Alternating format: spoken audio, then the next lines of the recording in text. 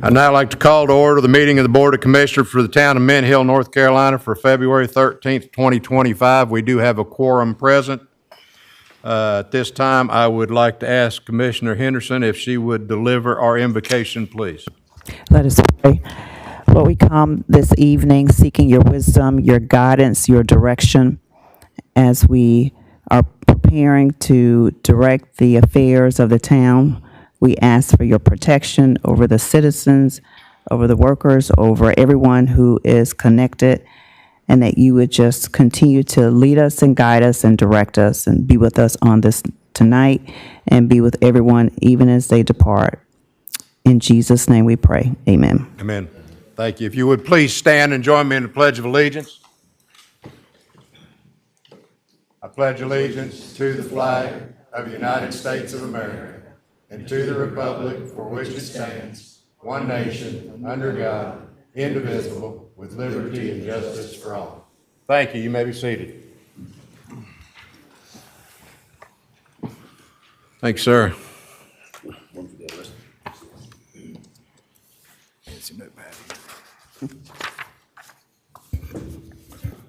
Item number 3 on the agenda this evening is additions, deletions, or arrangements of agenda items. Do we have any? No, sir. Item number 4, approved minutes of the January 9th, 2025 regular meeting. Motion to approve. Second. I have a motion and a second. Any further discussion? Hearing none, all in favor say aye. Aye. Any opposed? Passes unanimously. Item number 5 is our consent agenda. A, accept December and January tax collectors report. B, accept November, December treasurer's report and financial statements. C, adopt K-9 retirement resolution and adoption for Rambo. D, adopt personnel policy revision. E, authorize the town manager to execute professional services agreement with S&ME Incorporated for the community center materials testing. And F, adopt surplus property resolution. Motion to approve. Second. I have a motion to approve and a second. Do I have any further discussion? Hearing none, all in favor say aye. Aye. Any opposed? That passes unanimously. Item number 6, public hearing on ZC 24-5, filed by James A. Penman Jr. for a conditional rezoning from OA-DO-B CZD to OA-DO-B CZD to allow a retail development for property located at 6412 Matthews Mint Hill Road, parcel number 195-182-64. The hearing is now open. I believe the applicant is present. If the applicant would like to come to the podium, please give me your name, your address for the record, please, and then you have the floor, sir. Thank you, Mr. Mayor, Commissioners. I'm John Carmichael, and I'm representing the applicant, Jimmy Penn, with Lat-Person Associates. My address is 101 North Tryon Street, Suite 1900, Charlotte, NC 28246. We appreciate your time. John, do you have our...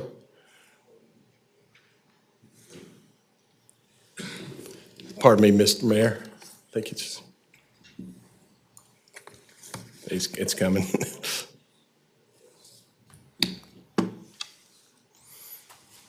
I'd tell you this has never happened before, but it just happened, but it just happened in our retreat last Saturday, so they will figure this out. I I know they will. They'll get there in just a minute.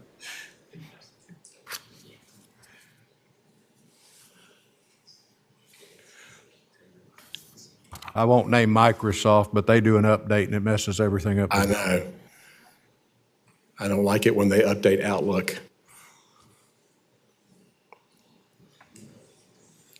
What if you hit that X?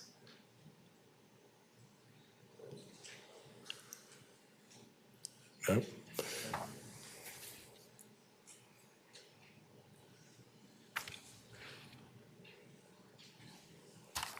You don't want to close PowerPoint.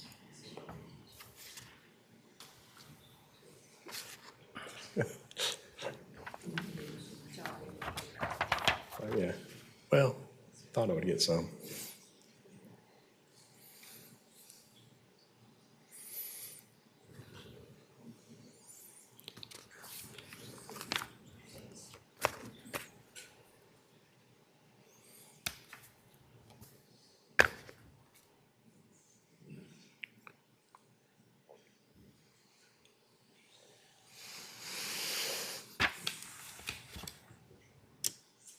Does anybody sing or do jokes or anything that we've taken?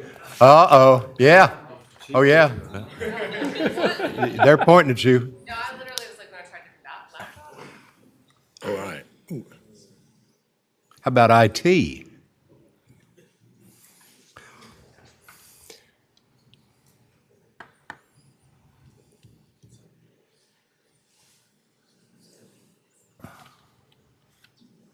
Yep, we got the chief involved now. We're good.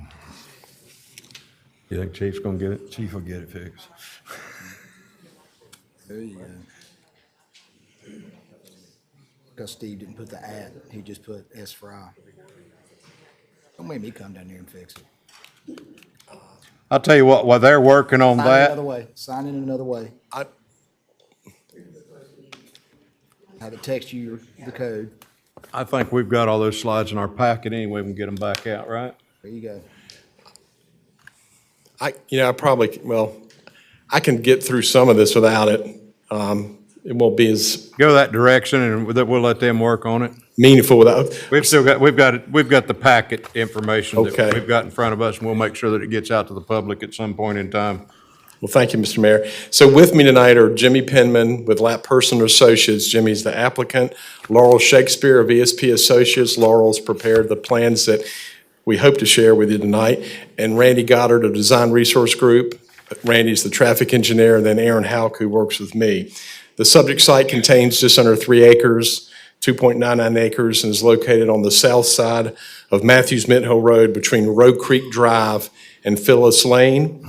And Hill Creek Drive abuts the southern boundary of the site. The site's west of the intersection of 51 and Lawyers Road. The site is currently zoned OA-DOB CZD, which is a conditional zoning district. The applicant is not requesting a rezoning. The applicant's requesting the approval of a site plan for a commercial development on the site. The commercial development would be comprised of 3 buildings and would contain, or could contain, the following uses: retail, office, medical office, a financial institution with a drive-through for a ATM or a teller, restaurant uses, and then a restaurant with a drive-through. However, it would be limited to a pickup window for advance orders only. The site, once again, would contain 3 buildings. The bank or financial institution would be located on the eastern edge of the site. The restaurant with the advanced order pickup window would be located, that'd be the center building. And then the future commercial building would be on the western edge of the site.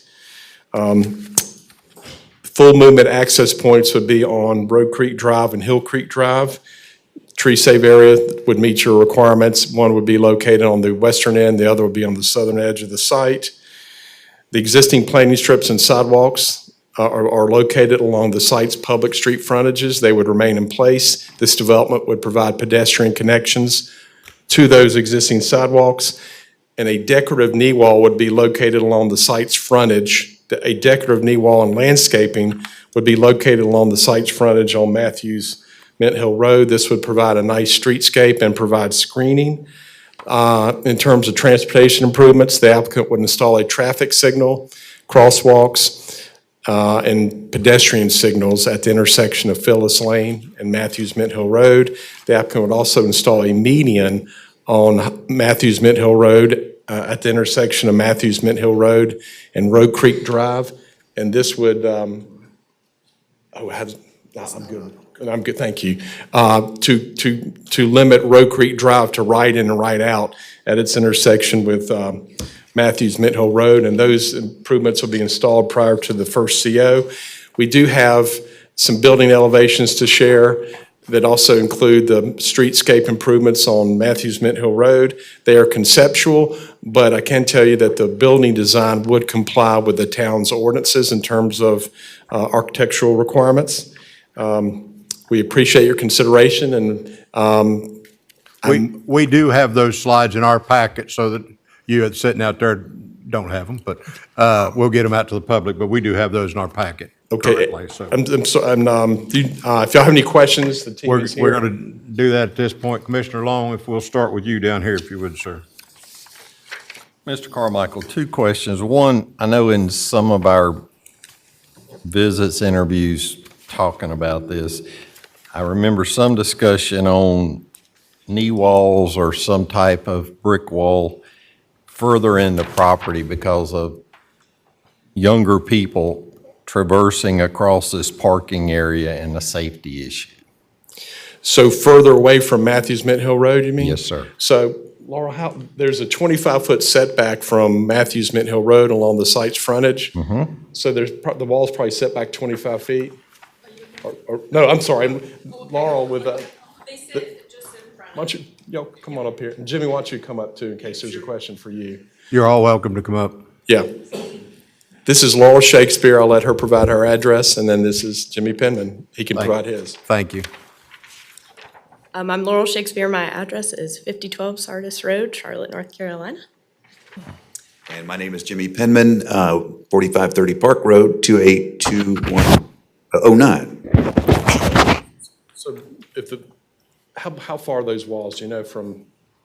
Well, what he's referring to is part of what we were basically, Tony might remember, we were just chatting about the challenges with parents dropping off and maybe kids that are already kind of crossing that street, maybe even parents wanting to park in our parking lot instead of going through the line to pick up, et cetera. And that was mentioned as just kind of an idea of a possible solution from keeping that, or if we think that's something that should be promoted, I think that we would be open to that as well. No, I personally have no problem with walking across if you don't object to them using it for convenience sake. My concern, and I think our discussion when you and I were in a room together, was the fact that we're not going to limit the children, so they're going to be able to cross, and then we've got, at some point, at least three commercial buildings with a fair amount of vehicle activity, one being dedicated drive-through, and the financial institution maybe as well. So there's going to be a lot of vehicular traffic, and now you're mixing young children. And we just sat through a police meeting today that one of the most dangerous places in the town of Mint Hill is the Harris Teeter parking lot. So I don't want us to create something else that's a dangerous parking lot. So that's my reason we had talked about some type of walls, and I don't like walls, but in this case, it was a safety issue. Yep, understood. And Where would they go? on the southern side Okay. of the property, is that right, Tony? We were Yes, sir, we talked about, it was not to limit the parents using your property, it was to curb pedestrian traffic, especially young people, just not paying attention. Absolutely. Do you remember we talked about that, kind of the initial meeting? I think that is portioned right there, that southern line. I'm not sure if that is or not. Yes, this is our setback line, Oh, but we gotcha. can place the fence. Yeah, but we're certainly, solutions, we obviously promote solutions. So if there's a problem. Well, safety is, to me, is the first, that's all I've got, Mr. Mayor. Thank you. Commissioner Holton? This, on the proposed bank, is this drive-through new?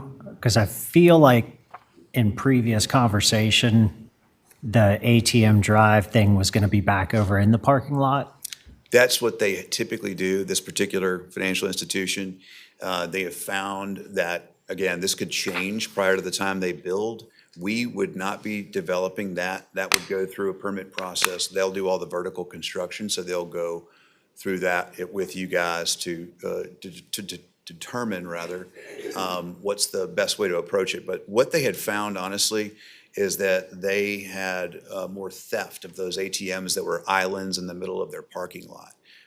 They would have, people in some areas of the Mid-Atlantic literally chain up their truck to it and, roll off. They might bring that concept back. So it's preliminary at this point. So it's more of a safety thing with it being, I guess, were you visible from Matthews Mint Hill Road? Yeah. Yeah. Can't. They candidly might go back to that, Mr. Holden. I gotcha. That's one thing that I had seen that was different here from what initially was presented, but the other thing, just mainly for the people that are here tonight, in regards to the proposed restaurant there, that's not a typical drive-through. They don't Correct. order there, that's just a pickup window. That is correct. Yep, it's just a pickup window. And they do not accept orders at the location for Good. drive up. And that proposed retail, medical, what have you, I think initially we talked 4 space, there's 5 on this picture? Correct, 5 by 1,200 square feet, Okay. 60 feet of depth. Okay. That's all I got. Mayor Pro Tem Dalton. Some of my questions have already been asked. The light you're putting in, coming off of 51, will that have a turn lane as well coming into your, Yes. Randy Goddard says yes. okay, He's our traffic engineer. okay. And going back to the proposed restaurant, I understand pickup only. What happens, somebody gets in that line and tries to order? What do you do at that time? That's a very good question. I think that particular restaurant is best suited to answer it. It would be a little bit of a quagmire, I would think, if there's no order board present, so you wouldn't be drawn to drive into it unless you had ordered ahead of time, I think would be my assumption, but they think they'd be better suited to answer that. Okay. I don't have anything more at this time. Commissioner Henderson. Just one question. For clarity, the proposed bank is a full-service bank? Okay. Yes, ma'am. They actually utilize these locations, these particular branches, as opportunities to bring people in, to get into more investments with a particular customer base, which Mint Hill certainly has. And so the branch is less of a traditional branch, what you and I are familiar with.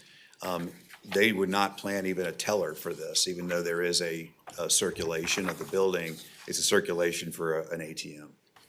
Thank you. Yes, ma'am. Any further questions for the applicant? Thank you very much. Thank you. This time, we have one person who signed up to speak to this public hearing, and I believe it's Charles Hennessy. Is that correct? Yes, sir. If you would come to the podium, restate your name and your address, please, and then you have 3 minutes, sir. All righty, my name is Charles Hennessy. I live at 8209 Franklin Trail Street in Mint Hill. My wife and I are new to your community. We bought a house there not too long ago, and unfortunately, not until several months after we bought our home did we realize what was going on. No offense, fellas. So when I called the town about it, they said, well, you know, unfortunately, you're misinformed. Everybody in town knows about that. I'm not from town. I didn't know about it. Or you should have seen the signs, you or your realtor. There are no signs, and there still are no signs that say commercial development coming. Every one of my neighbors say the same thing. None of them knew about this until it's too late. Okay, it's moot. It's happening more than likely.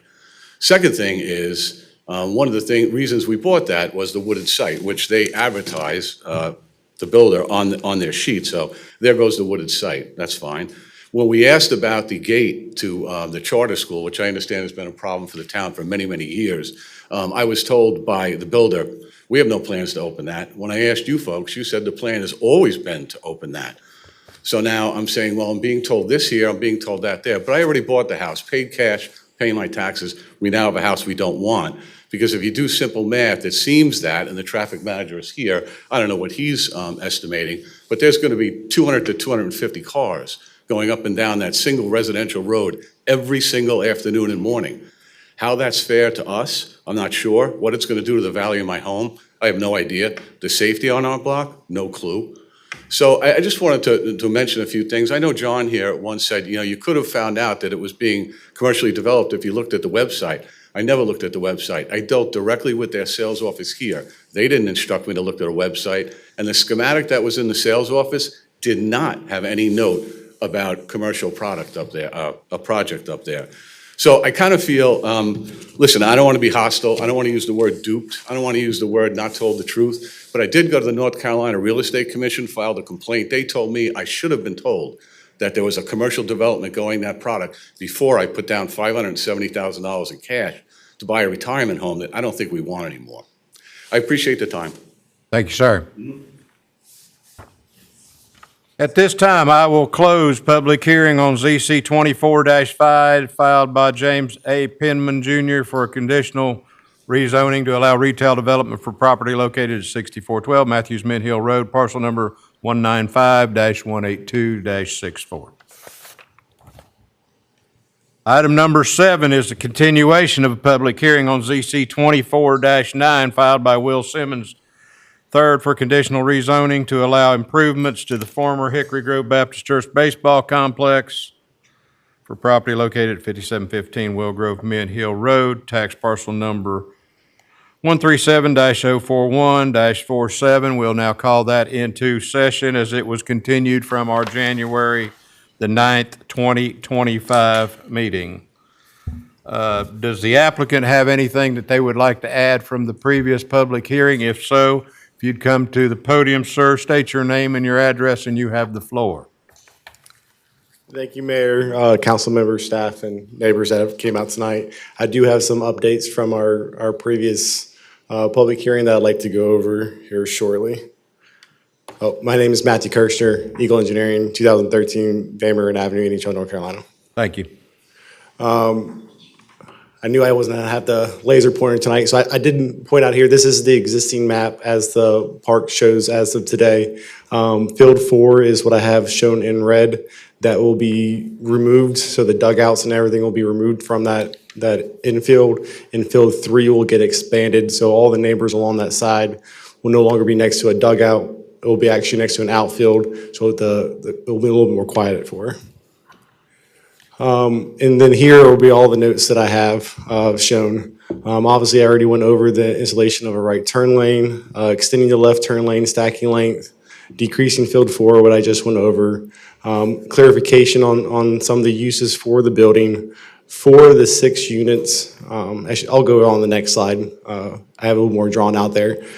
For the neighbors and part of the community meeting, which you see I have shown on the south part of this plan, I am agreeing to extend, repair, and replace the southern perimeter fence all the way that you see there shown in red. It's a little over 1,000 feet. Right now, it was currently behind like Fields 5 and 6.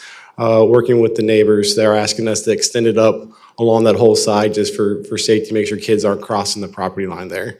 As well as we are going to agree to, on the northern side, we're going to connect those outfield fences between the fields so that nobody can, once you're in the internal of the park, get out to the outside of it. So it kind of keeps everything towards the inside, leaves all the neighbors a little more secure on that side, both the kids in the park as well as the neighbors on the outside of the park. The other thing is, I know at the beginning we were having the lights off by 10 and then we're adjusting like during the week off by 9. We're agreeing to have the field lights off by 9, Monday through Sunday, so 7 days a week. All field lights will be turned off by 9 at the latest. So this is an example of the proposed roadway work, obviously the right turn lane that we'll be adding and the extension of the left turn lane stacking. This will be the elevation that we're proposing and kind of breaks out what we currently have proposed. We have I'm going to say proposed lease with Showcase Baseball Academy for the first 4 units, the sports training facility. In the second to last unit, we're proposing a sports fitness, so like a gym for them to work out in as well. And then the last bay would be like a sports therapy, like a rehab. So everything in the building we're proposing goes into that sports atmosphere of training, recovery, building, all in one location. And I am here for any questions that you guys might have based on the information I've provided. Questions for the applicant, Commissioner Henderson? Can you talk about the lighting again? Is there going to be LED lighting? What is the lighting going to look like? We are proposing to upgrade the LED lighting. Right now, we have the old-fashioned fluorescent balls that take 30 minutes to warm up. As part of the upgrades to the park, we are proposing to upgrade those to LED lighting. As part of in the community meeting, I did show everything's digital now. The whole park's ran off an app. I can turn the lights on and off right from here, so there's not going to be like a coach turning off the park. All of them on the app will automatically turn off at 9 o'clock, so there won't be anything to be left on or anything like that. All right, thank you. Mayor Pro Tem Dalton, any questions? The LED lighting, do you have a time frame to switch that out? Honestly, probably as soon as we can, probably in the next 6 months. We'll go ahead and order them based off next month's meeting, depending on how the commissioners vote on that piece of it as the project moves forward. At that point, we'll place an order, and they take about 3 months or so to come in, and then we'll start installing them from there. Okay, because I know when we did our town park, how they had to dig up and mess up some fields and all, so. So aware of after this spring season, so probably about June-ish, we're actually going to shut the park down. We are proposing to have turf infields put in. So at that point, with the construction of the building and the turf infields, that's probably a lot of times where the lights will go in. So hopefully we'll have the lights coming from the manufacturer that's in and let's upgrade the park all at one time. Okay. I'm gonna get back to fencing for a minute, so I kind of got confused. What all are you going to fence now? Everything you see at the southern in red Okay. will all be fence. Okay. So it was a short, what's out there is existing now is a short piece of it. We're going from the southern property corner all the way until it gets into the woods. Okay. So where you kind of see the gravel parking all the way down that path, all the way behind Field 6, the building, Field 5, and into the woods. And then as far as your turn lanes coming off of the road, has DOT approved that? Has it? DOT has approved I'm gonna say the significance of having the turn lanes, so they're going to allow the turn lanes. We haven't submitted plans for the turn lanes, because we haven't had your approval to move forward on the project, but they have agreed to allow us to do the turn lanes. So we submitted over the concept plan or site plan for them, and they have agreed to what we're proposing. Well, I was out there the other night. You've done a lot. It looks a lot better than it did a few months ago or a year ago. Thank you, sir. That's all I've got. Commissioner Holton? So with that community meeting the other night, about how many people showed up? It was a good bit, and I would say about like 20-ish neighbors were there. Man, it was a full room. Questions answered? I think it was very beneficial. I think everyone that was there would agree that they were able to ask a lot of questions about what we're proposing, the operations of it, what uses are going in the building. Obviously, the fence question, we had a lot of, obviously the fence out there is kind of ruggly right now that we're going to repair it. They were requesting the extension of it, and obviously for kids not to be able to get across, we're agreeing to that part of it. So all those were questions and answers on that side. Only I would say thing that I couldn't really help out is more the noise of it. We're going to meet the town's ordinance on noise, whatever that is, but I can't make a ball sound quieter off a bat on that piece of it. But other than that, obviously with the time restrictions being done by 9 o'clock, we'll hopefully help everything out on their side. And with these games, tournaments and all that, is there something in place as far as spacing so there's not stacking of too many cars in the proposed parking? Well, the parking that we have out there is a little over 200 for that area, and then most time on the weekends, that building won't be used, so we'll use that park as well. We'll be even over that. But with that, we're agreeing to have local PD or off-duty PD available to help with traffic if need be. And then we're giving the towns rights, so if at any point that we back up onto the main road, we'll limit the park even worse. But one upgrade I am doing at the front entryway, if you drove into it before, is 1 entry in and 2 out. As we do the off-site work, we're actually going to make 2 entries going in so that we can double stack that lane. So really, you can stacking on the park is not a big deal to get off, but coming in just to make sure that everybody gets onto the park, we're actually going to make a double lane coming in to help with that stacking to make sure nobody backs up onto the road. Gotcha. And it looks like with that building, this is what the use is. I know that it was kind of up in the air before on what was going in that proposed building. With that, because this is a proposed building without your guys' approval, we have proposed lease. So we have agreements with applicants that are ready to lease the building. I can't say, hey, you can lease the building because we don't have an approved building to build at this point. But it is all in the youth field of, you're coming to play, practice, get healthy all in that one location. Gotcha. And in regards to the lighting that everybody's asking, lighting's a big deal. Are you going to use the existing poles or new poles for the LED? There'll be the existing poles for the LED. Okay, so that should definitely expedite the process. Definitely so. And with it, if we can do like one field at a time, we'll do one field at a time. So it's not like we're going to wait to just do them all. Yeah. As we have it, if we don't have a terminal weekend, we'll get them out there working on them and place it because it's great for the lights, but really it's a cost saving. Those current lights right now suck the power out. So quicker we can do it and help out, we will. And looking at this plan here, how many restroom facilities are there? There's one main one up between fields 1 and 3, and as part of the building, we're adding 2 restrooms in there as a secondary restrooms on that side. And the ones in the building will actually have city water and sewer to it. The ones that are existing on site are on septic, so with the new building, we'll actually have city water and sewer connected to those ones. And I think that's got to be key too, because if there's that many people there, is making sure there's enough restroom It was facilities. definitely a big plus for us adding the building to have city water and sewer to the building. Gotcha. That's all I have, sir. Commissioner Long? Yes, sir. Thanks for being here, Matt. Thank you, sir. Appreciate the meeting on Monday night. Thought that opened a lot of eyes for all of us, and your agreement to work on this fencing issue. I do have one question of clarity on the fence. The way you stated it earlier, you said you're going to repair, replenish, do something, so it will not be a new fence. Is that correct? I'm not saying it's not going to be a new fence, so it's a timing piece of it. So I'll make sure that it's repaired and popped up now. Over time, to help with maintenance, we're probably going to end up replacing the entire fence along that side.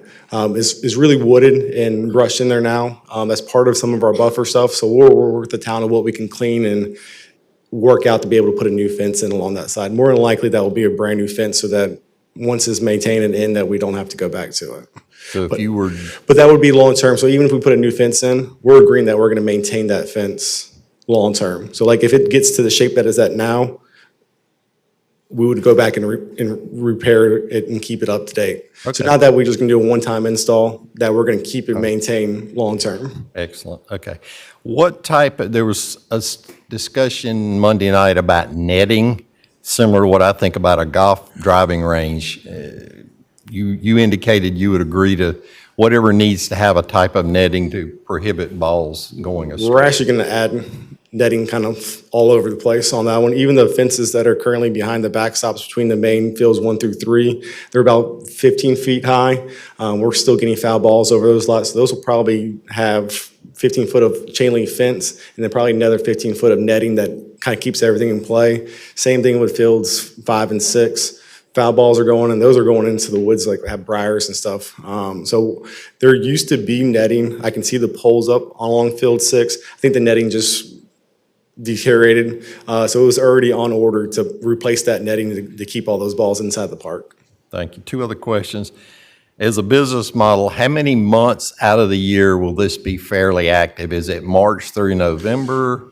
I mean, if in the perfect world, 12 months out of the year would be active, but realistically, you're going to have 3 months. So from November to March 1st is really our most active time. We got one team, like a middle school team out there now is practicing. So really March 1st is when spring season starts. It'll end in June, and then probably August, I think it picks up again until November-ish time. And then the level of activity, 200 parking spaces sounds like a lot, and it looks nice. How many, I see 3 fields together, and you've got another one. All at one time, how many fields could potentially be used? Technically, 5 fields could be used at one time. Okay. Field 5 is a small field. It's almost T-ball size field. So Gotcha. realistically, you're going to get 4 fields max Okay. at a time. And a game would have 10 players to a team, is that accurate? I would say 10 to 15. Okay. So if you did 12, that's 24 per game times 4 games, you're at about 100 players. And then there's going to be people watching play. So if you double that and say you've got 100 playing and 100 coming on to play, now we're at 200 players.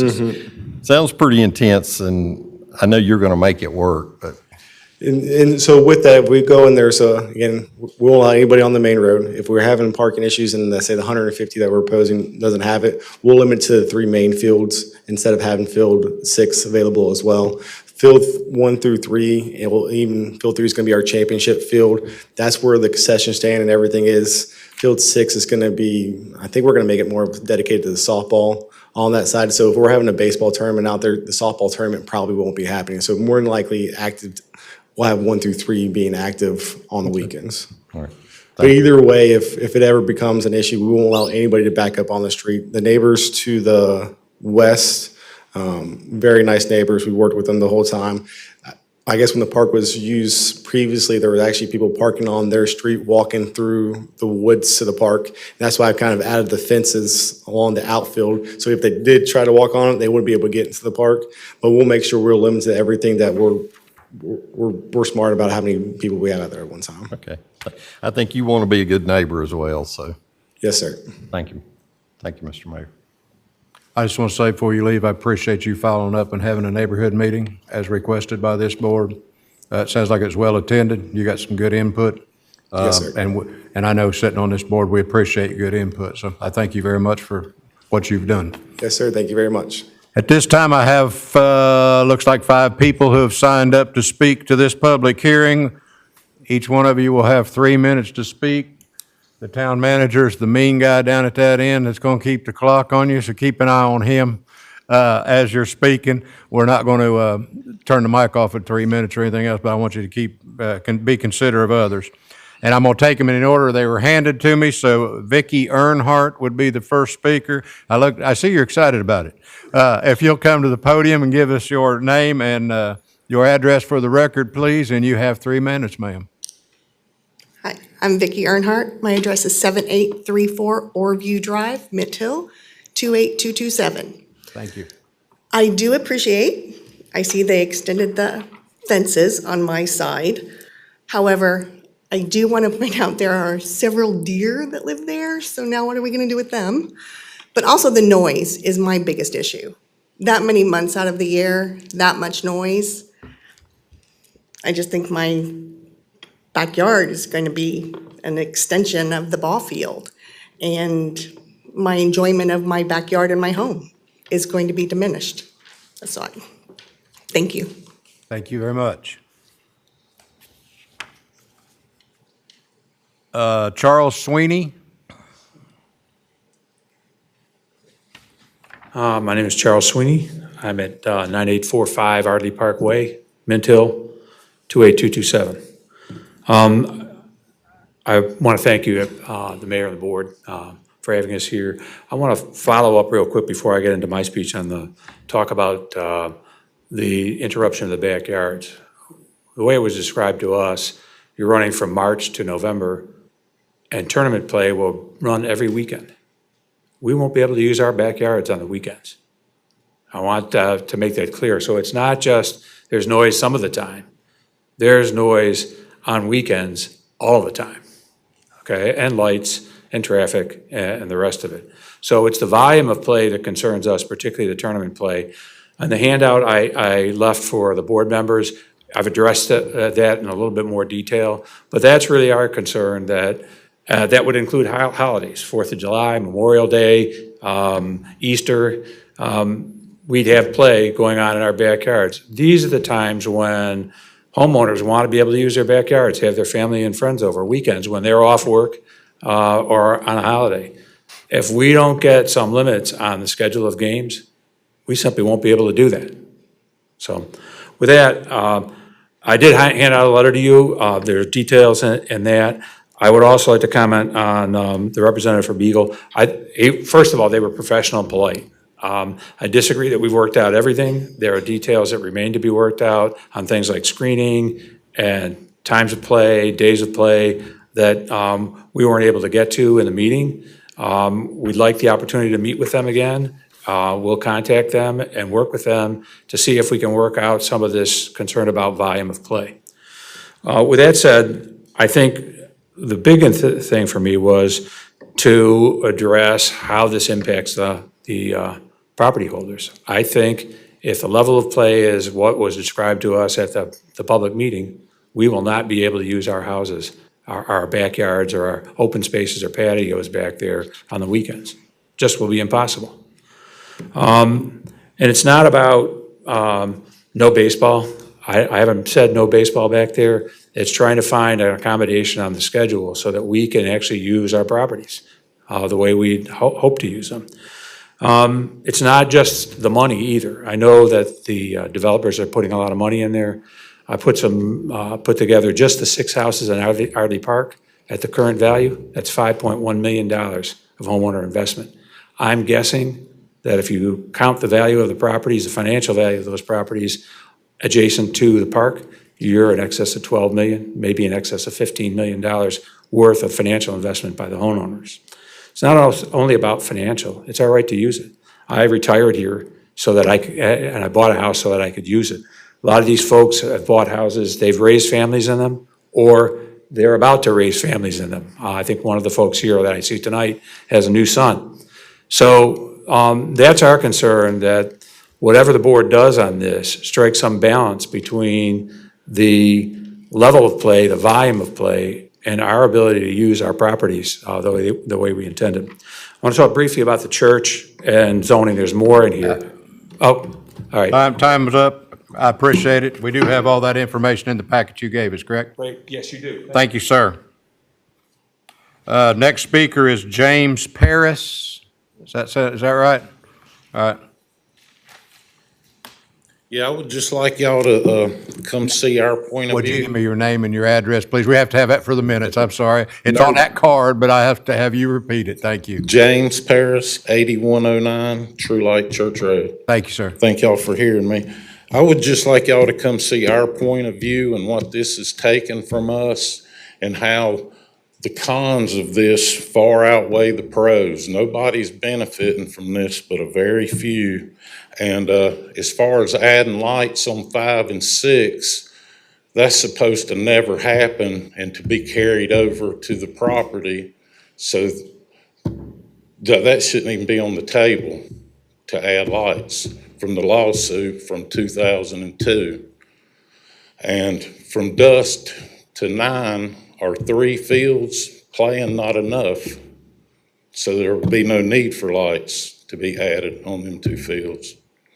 And that's it. Thank you. Thank you, sir. Next speaker is Joe Kaminsky.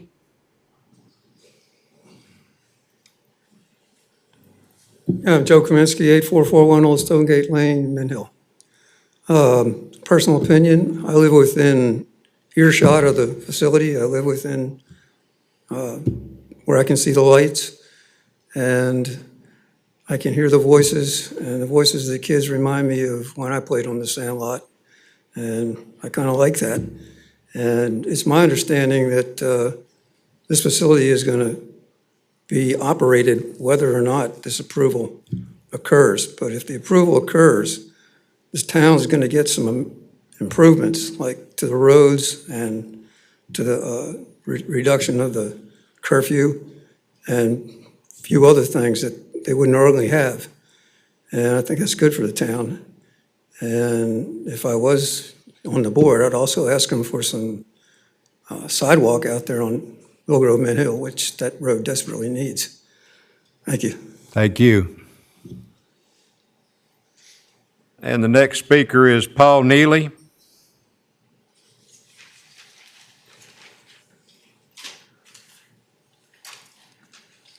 Good evening. Thanks for giving me the opportunity. My name is Paul Neely. I live at 9903 Artley Parkway in Mint Hill. Matter of fact, my property is right adjacent to Field 5 in the green area, the watershed area. Charlie went through a lot of the details, okay? I don't want to get into the details this evening. I want to speak to the board from my heart, okay? My wife and I purchased this house in December. We haven't even moved in yet, right? And it was under the impression that the facility was owned by the church and it was going to be minimum usage in terms of volume and noise. And I'm not against the developers trying to make money and make profit, but a couple of the speakers talked about this, is that you spend this money for a retirement community or for a retirement home, and you want to go out into your backyard and your patio and be able to enjoy that without the pinging of the aluminum bats and the balls and all the noise that goes along with tournaments, that goes along with kids and parents and music and all those things. I'd just like to ask you to put yourself in that position. Would you like to go out to your backyard and hear this pinging, pinging, pinging, pinging as you try to have dinner or try to have company in your patio. Again, if you were in my situation, how would you feel? Okay? Patrick, you asked about the meeting the other day, Monday. Did we get all our answers or all our questions? We asked questions, but they was not addressed to our satisfaction. So we got one side of the story. There's always two sides of every story, right? And the developer gave his side of the story. Seems like the participants or the community gets their voices, but it gets passed to the side. And again, I'm just representing you guys to understand, and ladies, excuse me, from the heart. When do we have an opportunity to win in these situations? The gentleman before earlier mentioned that he paid $500,000 for a house. We paid more than that for these homes, for a retirement home. What about the little guy? I'd just like to leave you with a quote from Congressman John Lewis of Georgia. His quote was, "It's never too late to do the right thing." Thank you. Thank you. That's all the cards I have. I didn't miss anybody. Okay, with that being said, I will now close public hearing on ZC 24-9 for conditional rezoning of the former Hickory Grove Baptist baseball field. Item number 8 is general public comments. David, anybody sign up for that? Yes, sir. Thank you, sir. Move on to item number 9, discussion and decision on ZC 24-10, filed by J.D. Winston LLC for a text amendment to request the addition of substance abuse treatment facility definition, amend the table of permitted uses, and add the substance abuse treatment facility standards to supplementary use regulations section of the UDO. Mr. Hord. Thank you, sir. The planning board met January 21st, and they offer a favorable recommendation. They did also include a condition regarding a fence to place that in the text, and the applicant has done that, and that is in your packet, that revised version with the fence language. And I'm happy to answer any questions. Just for clarification for everybody out here, that's included in the text amendment. There is no property or anything else we're talking about at this point in time. We're talking about changing the writing of our text in our UDO. Correct. Correct. All right. Anybody have any questions for John or any clarification? If not, I'll entertain a motion. Motion to approve. Second. I have a motion and a second. Any further discussion? Hearing none. All in favor say aye. Aye. Any opposed? Passes unanimously. Item number 10 is to establish our filing fees for our November 2025 municipal election. Just for clarification, staff, I think we're at 25 for commissioner and 50 for the mayor. Is that correct?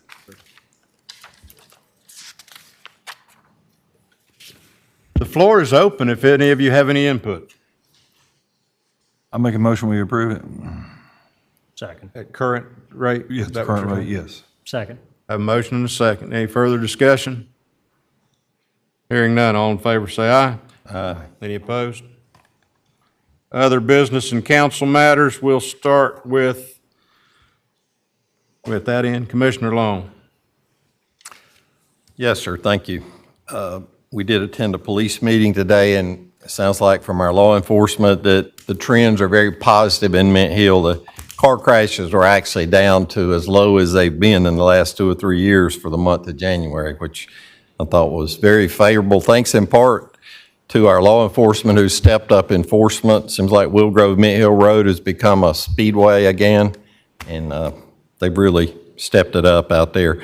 I did attend a Central Carolina Council of Government meeting last night. We are a member, this town is, and this is an organization of 9 counties, and we're represented on this. I call it a think tank because these folks are always dealing with aging and how our area is shifting, and youth and workforce development, and it was very interesting last night. I am excited to see a large attendance here tonight. I'm sorry it's sometimes not real favorable to get people to come out. One of the gentlemen spoke tonight, came up to me Monday night and said he's lived here as long as I have and had never been in town hall. So good to see you here. Welcome. Good. Glad to hear that. And I will make a comment. I respect Mr. Neely's comments greatly, and we welcome him to Mint Hill. And this is the reason I'm in politics. From the time I was 21 years old, I bought a house and they were playing baseball right across the street.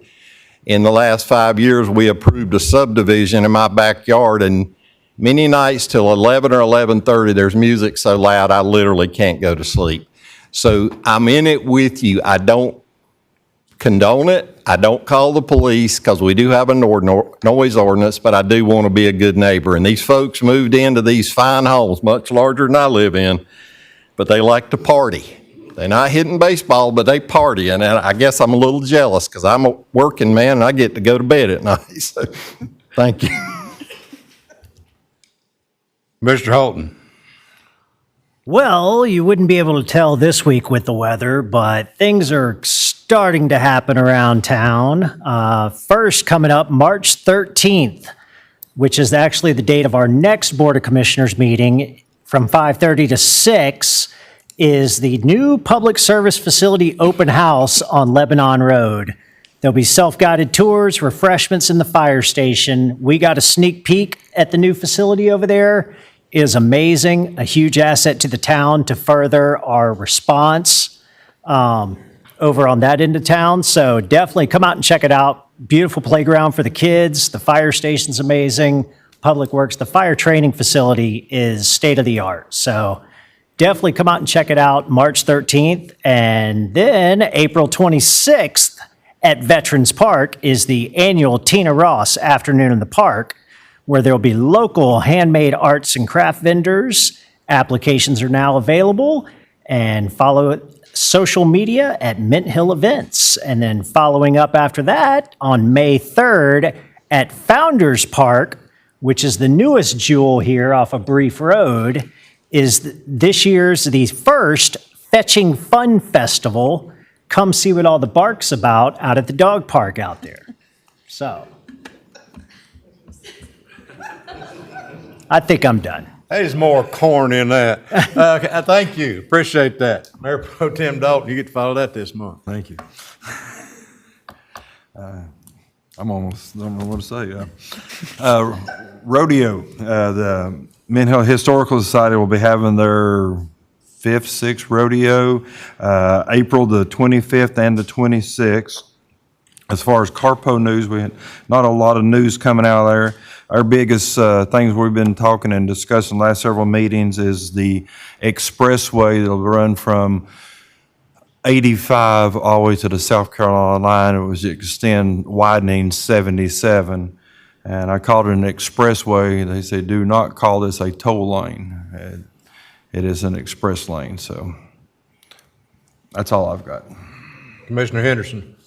Just a couple of things. The Mint Hill Chamber will be hosting a business after-hours networking for businesses on Thursday, February the 27th from 5:30 to 6:30. That will be at GB Electrical Services, and all business owners are invited to come out. Also, they will be hosting the chamber, their annual casino night, which is going to be on Friday, April the 4th, beginning at 6 o'clock at Pine Lake Country Club. This will be an event, a fundraiser, and with lots of food, drinks, silent auctions, raffles, and tickets can be purchased now. So. You might want to correct them at next month's meeting. There's not going to be anything expressway about that, so you can just tell them they need to come up with another term if you don't mind. Not everything that goes on in this town is fun and exciting and new, and sometimes we have things that hurt us, and that happened in this last week. We lost a fine citizen here in Mint Hill, Albert Leith, Albert was the chaplain of the fire department, of the police department, served. I don't know how many people I've talked to in the last 2 weeks that said, Albert married us. Albert sang at our wedding. Matter of fact, after I met Albert, I went to a funeral one day and he sang at the funeral. He was a true servant of the community, and it was a great loss to his family. David, we're praying for you, brother. But he was also a inspiration, a role model to so many of us here in the town. And although it was a great loss to the town, those of us that are believers know that he's right where he wanted to be. And luckily about it, we did a fire department pinning a few weeks ago. It's one of the great things I get to do is represent the town when we're recognizing our servants. And we had all the firemen lined up here across the front, and that 2 seats right down here in front were Albert Leith, who was 94, am I right there? 93, and Bobby Long, who was our first mayor, and Bobby's 96? 98. Both of them sat right there in that front row, and both of them walked in just, probably better than I did tonight. So that's a great remembrance of, and it was just a couple of days before that happened. So great loss to the town, but a great man as well, and we're all privileged to have been in his presence at any other time. I've told this every board meeting when we get ready to do this, and it seems like recently we've had to do it a lot, and I don't think for the first 4 years we did it much at all, but we're getting ready to go to closed session. The only time we go to closed session, we don't discuss what we discussed tonight. First of all, let me back up a minute before I go there. I want to thank all of you for your input on these rezonings, okay? I appreciate y'all coming to speak this evening. We do listen, I promise you. I read every email. I heard everything you said. Mr. Sweeney was kind enough to give me a lot of reading material here that I'm going to look at after the meeting tonight, and I promise you that we're all going to look at that. And we appreciate you coming out to do that. And we'd love to see you get more involved in it. I'd like to see more of you when the rezoning's not in your backyard the next time, and it's down here on this end of town, okay? These seats are open all the time. And everything that we do in here is open to the public, and we want it to be front and center. So when we talk about the restaurant and the bank and things, I want you to think that's just as important as your backyard entertainment is for you this summer, because we take it that way. And all of us up here look at what's best for the town is exactly what we're trying to accomplish. So, all right, with that being said, we're going to go to closed session. And when we go to closed session, we only do it for a few things. It's a personnel matter. It's a legal matter with the attorney or something like that. We don't discuss what we've already discussed or anything we're going to vote on in here. So we're going to go to closed session at this point. We will not return to this room to close the meeting. We will adjourn from in there. So thank you all very much for coming out. I'll entertain a motion to go to closed session. So moved. Second. Motion is second. All in favor, say aye. Aye. Thank you.